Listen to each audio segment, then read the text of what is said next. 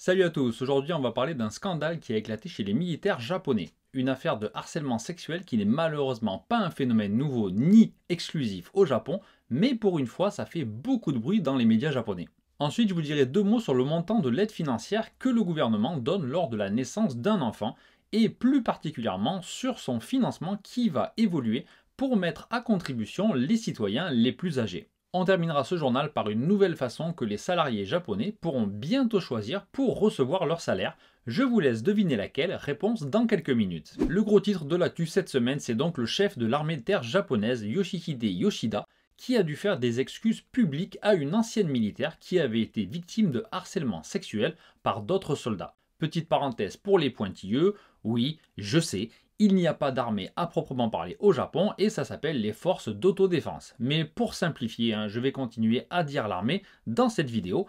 Fin de la parenthèse. Alors vous vous doutez bien que c'est extrêmement rare que de telles affaires de harcèlement remontent à la surface au Japon, et encore plus dans l'armée bien entendu. Pas parce qu'il n'y en a pas, loin de là, mais plutôt parce qu'en général, c'est évidemment étouffé et caché, mais les choses commencent à changer et les langues à se délier. Jugé plus tôt, en 2016, il y avait seulement 256 plaintes pour harcèlement en tout genre dans l'armée, et en 2021, c'est passé à 2311, donc pratiquement 10 fois plus. Ça illustre bien à quel point la société est en train de changer doucement, mais sûrement. Et aussi comment des comportements qui étaient jusqu'à présent complètement ignorés ou cachés sont maintenant dévoilés au grand jour et repris par les médias. Comme ailleurs, en fait, au Japon, il y a eu le mouvement MeToo aussi, mais même si ça a été beaucoup moins important qu'ailleurs, j'ai quand même l'impression qu'on sent un vrai changement depuis quelques années et dans tous les domaines, que ce soit dans le sport, dans le show business ou aujourd'hui dans l'armée. Le cas le plus marquant de ce mouvement, c'est bien entendu celui de Shiori Ito, la journaliste qui, après plusieurs années de bataille juridique et médiatique, a enfin gagné son procès contre son agresseur cet été. Elle est vraiment devenue le symbole de toutes les femmes qui ont été victimes de ce genre d'agression au Japon et qui ont eu le courage de porter plainte et de se battre. Et soit dit en passant, c'est une chose vraiment beaucoup plus difficile ici que dans d'autres pays développés. Pour en revenir à l'affaire chez les militaires, suite à la plainte de Lina Gonoi, le mois dernier, une enquête interne a été menée dans l'armée et la conclusion est qu'elle a effectivement subi des abus de la part de plusieurs autres militaires. Par contre, pour l'instant, on n'a aucune information sur d'éventuelles sanctions contre les 3 auteurs des faits qui se seraient frottés contre elle et l'auraient forcé même à écarter ses jambes, tout ça devant une dizaine d'autres abrutis qui rigolaient en regardant et bien sûr qui se sont gardés d'intervenir. Voilà, j'espère qu'ils seront tous au moins renvoyés, ça serait la moindre des choses. Après cet épisode et avant de rendre son cas public, Lina Gonoi avait donc porté plainte en interne, mais son supérieur hiérarchique de l'époque n'avait pas du tout fait remonter l'info et il avait fait une première enquête interne qui avait été bâclée et bouclée rapidement sans reconnaître les faits. Donc après avoir quitté l'armée, elle a décidé de raconter ce qui lui était arrivé sur les réseaux sociaux et fin juillet, elle a même lancé une pétition en ligne pour demander une nouvelle enquête auprès du ministère de la Défense et elle a reçu pas moins de 100 000 signatures et du coup ça a poussé le ministère, qui était resté silencieux pendant l'été, à faire des excuses publiques. La pression médiatique était vraiment trop forte et le chef de l'armée de terre, qui est sur la vignette de cette vidéo, et en plus des représentants du ministère de la Défense se sont également fendus d'excuses publiques reprises dans tous les médias. La jeune femme ne compte pas s'arrêter là et elle veut continuer son combat pour que les agresseurs s'excusent personnellement et qu'ils soient punis comme il se doit. Voilà. Elle a aussi reçu beaucoup de témoignages de la part d'autres victimes et tout ça a poussé le ministère de la Défense à communiquer sur le sujet et à annoncer qu'une enquête spéciale serait menée dans tous les corps d'armée dans le but d'éliminer le harcèlement. Alors on verra si ce sera suffisant et si ce sera vraiment bien mené. À mon avis, il y a du boulot, mais en tout cas, espérons que les actions de cette jeune femme et d'autres jeunes femmes dans la même situation feront changer les choses. Voilà, c'est pas certain qu'il y ait rapidement du changement dans l'armée, mais par contre, il y aura très bientôt du changement du côté de l'aide financière versée lors de l'accouchement et notamment de son financement. Je vous apprendrai rien en vous disant qu'accoucher au Japon coûte en général une belle petite somme et d'après les infos du ministère de la Santé, c'est pas moins de 443 000 yens en moyenne au niveau national en 2019. Ça Ça fait quand même 3100 euros. Et le maximum, c'était 536 000 yens, donc 3800 euros à Tokyo. Donc c'est déjà cher, hein, mais ça reste des moyennes. Et nous, par exemple, eh bien, on avait payé un peu plus de 600 000 yens, il me semble. En fait, le prix dépend de la région, de l'hôpital, du type de chambre, de la durée du séjour et du déroulement de l'accouchement. Par exemple, si on le fait déclencher, si on fait une césarienne ou encore une péridurale, quand c'est possible, hein, parce que c'est très rare ici, eh bien ça rajoute entre 100 et 200 000 yens à la facture. Heureusement donc il existe une aide financière pour aider les jeunes parents et elle est de 420 000 yens partout dans le pays. Ce qui peut donc couvrir la totalité des frais de l'accouchement dans certains cas, mais la plupart du temps, eh bien, les parents doivent aussi mettre la main à la poche et comme vous le savez sûrement, l'aspect financier, c'est une des raisons principales pour lesquelles le taux de natalité baisse dans le pays.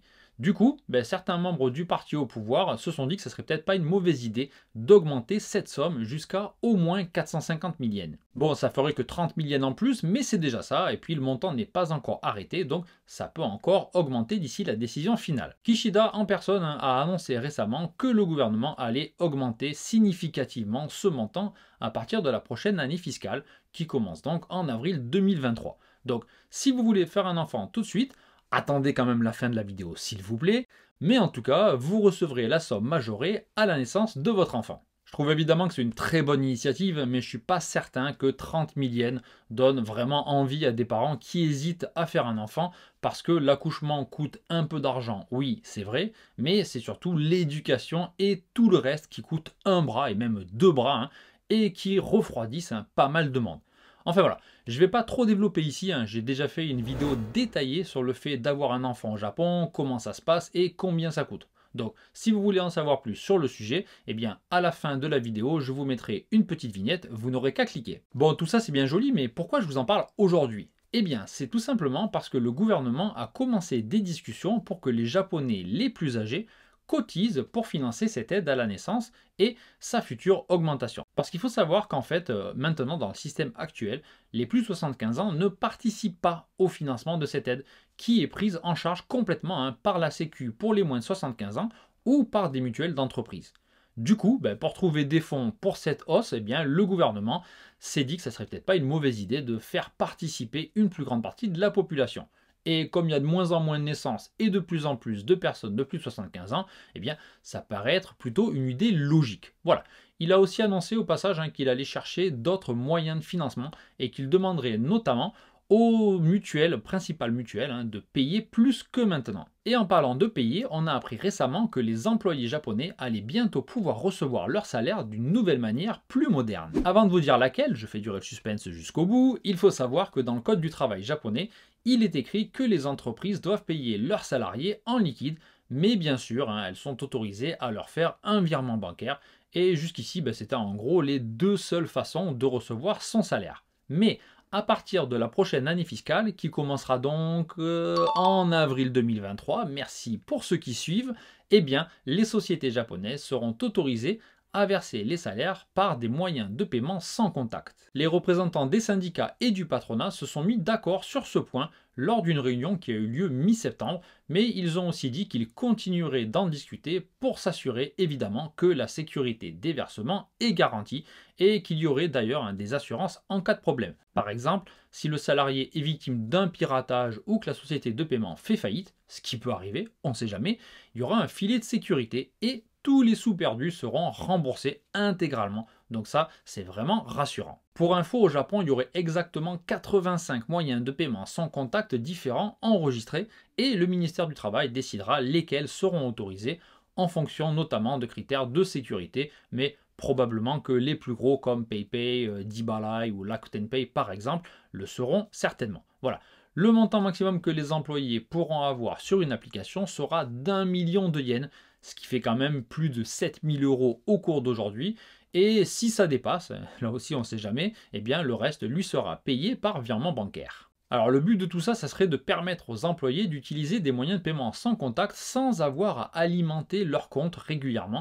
Et ça coûterait moins cher aussi aux étrangers qui souhaitent envoyer une partie de leurs revenus dans leur pays d'origine. Et c'est vrai que c'est le cas de beaucoup de travailleurs venant d'Asie, donc peut-être que pour ces personnes, ça serait une bonne solution. Enfin, bien sûr, les employés devront signer un consentement écrit avant que leur boîte ne commence à les payer comme ça. Ils ne vont pas faire ça d'un coup sans leur demander leur permission. Et ils pourront aussi choisir le montant qu'ils veulent recevoir de cette façon. Personnellement, je trouve qu'avoir le choix, c'est plutôt sympa, surtout si on peut décider du montant exact. Mais au final, je trouve quand même qu'il y a plus de risques que d'avantages.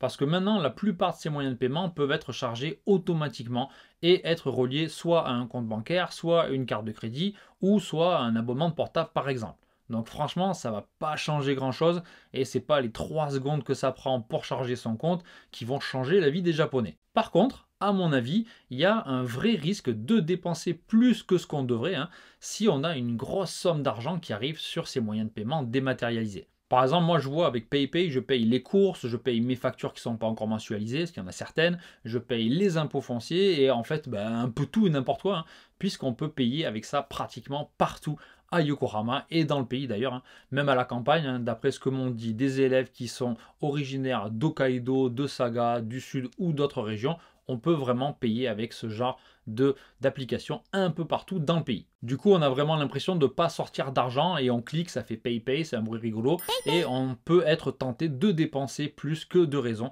Donc voilà, je pense que c'est pas forcément une bonne idée d'avoir beaucoup d'argent sur ce type d'application. Alors un petit mot au passage, j'ai parlé du paiement avec la carte de crédit ou avec ces applications dans la FAQ que j'ai sortie cette semaine et dans laquelle je répondais à 20 questions sur le Japon. Donc si vous ne l'avez pas vu, allez y jeter un coup d'œil. Voilà, sur ce, moi je vous souhaite une bonne semaine et je vous donne rendez-vous dimanche prochain pour le prochain numéro du Petit Journal du Japon. Salut à tous!